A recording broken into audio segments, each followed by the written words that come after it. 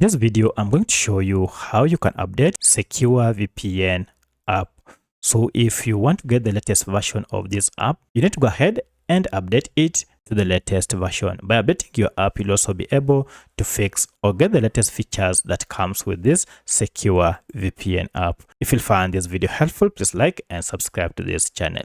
Alright, so to update your Secure VPN app, you need to go ahead and look for this app either through Google Play Store or App Store if you're on iPhone. For my case, I'm on Android, and therefore I'll go to Play Store here.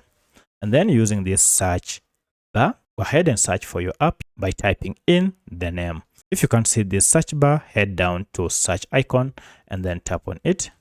And here, just type Secure VPN, just like this, and then search. Here you can see we have our Secure VPN app, Safer Internet. If I open it, you can see we have an update available. Go ahead and tap on update, and this will go ahead and download the latest version of Secure VPN and replace it, and then go ahead and install it. Once it has been installed, now you can proceed and tap on open to start using the latest version of Secure VPN app. If you have any other question, kindly let me know in the comment section. Otherwise, thanks for watching, and let's meet in the next video.